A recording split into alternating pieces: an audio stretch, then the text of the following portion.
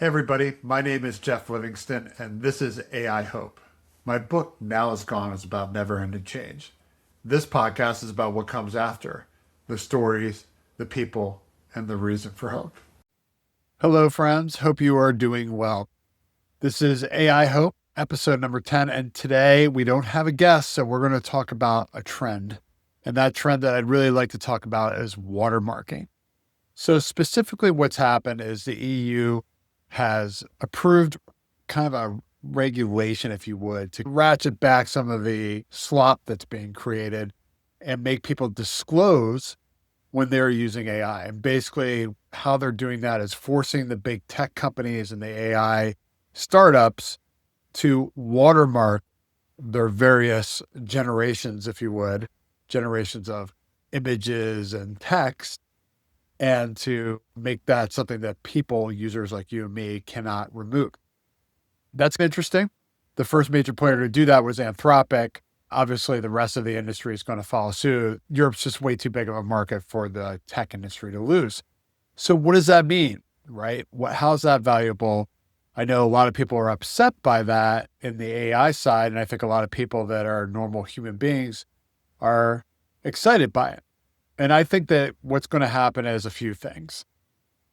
One, I think it's actually going to be really good for AI. I think it's going to be really good for people that are actually good writers and good generative creators on their own without these tools. So basically artists, right?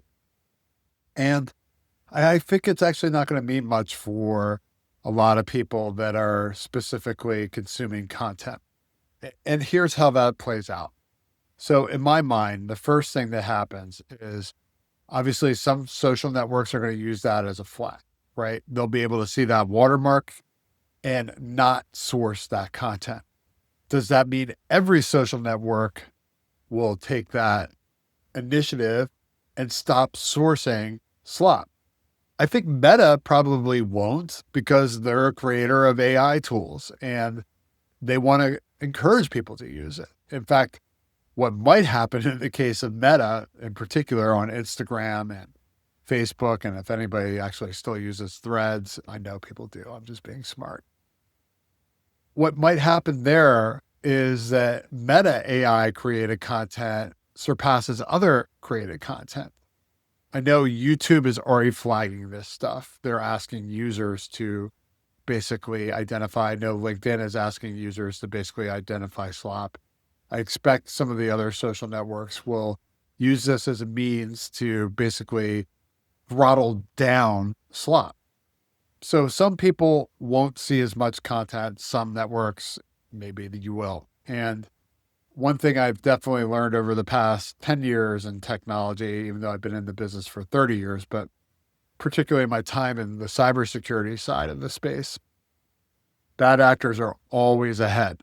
So I don't necessarily think that we'll get rid of the problem completely. And in some cases, it's just going to spur innovation from some AI oriented creators that are going to go ahead. So that's one with social networks. But two, I think companies that are creating AI content are going to do so on their websites and in their various materials to their heart's content and not care about it. And maybe they shouldn't. And here's why, because in some cases, and I hate saying it, I know this will anger some people, but AI generated content is appropriate.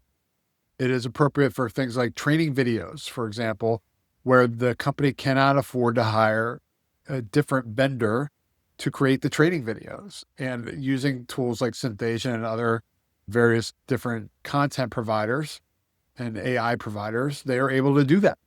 I just think that what it does do is it just creates that level of transparency that if somebody wants to check to see if something is AI created, they can. And in the case of things like RFPs, that may make a difference for some companies, and for many, it may not.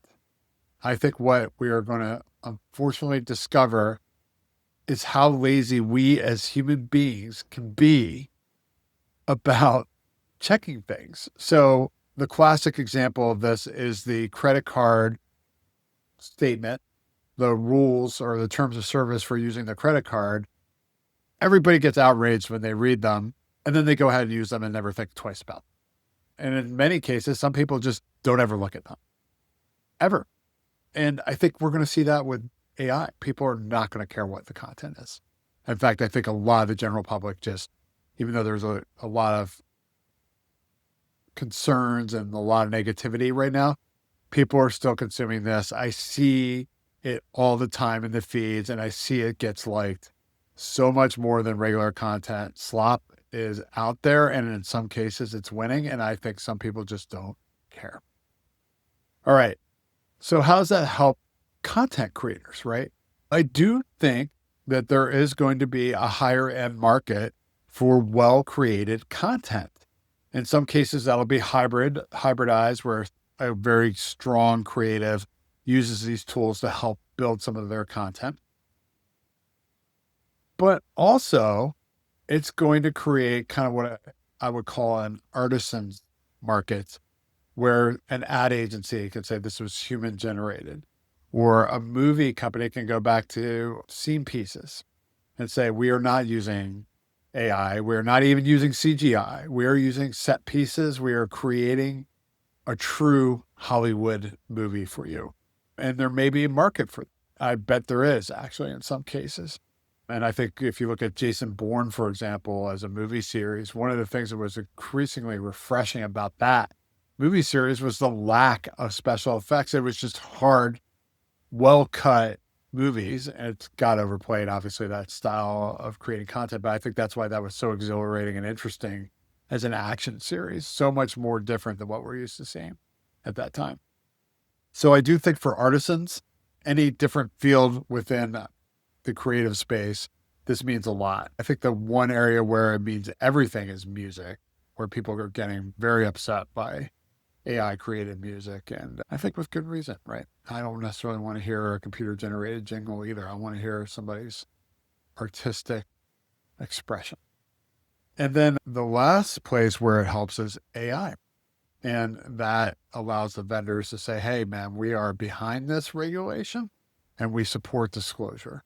And we will not allow anybody to create content without these watermarks. I think Anthropic leading the way is really smart for them. As usual, when compared to ChatGPT and OpenAI, they're ahead. I think with Google, it's probably in their best interest. We all know that all of their search little summaries, if you would, are created with AI and generative tools like Gemini. But Google is a little more in the middle ground there. And like Meta, they have a vested interest in using AI to their own value proposition. But they already disclosed, so I don't think it's a huge hit for them. So again, right down the line, vendor by vendor, these guys are going to have to kowtow. I do think the way that they do it, the way they make their watermarks available to the general public and how they are disclosed or found is going to make a big difference, but I do think it will help them. And I also think it will help AI content be more accepted in the long term because it's clear, it's transparent. And again, I think a lot of people just don't care. I think they just want to know what it is and fine, I know what I'm dealing with and I will look at it through that lens. And regardless, I need this information and I want to consume it. So that's my thoughts on AI watermarking. I'd love to hear yours. And I do think it's actually a good, hopeful moment for the industry, and I'm happy to talk about it today. So with that, that is your weekly AI Hope. Please punch the like button. Please subscribe. Please leave a review for this podcast. I appreciate your time. Cheers.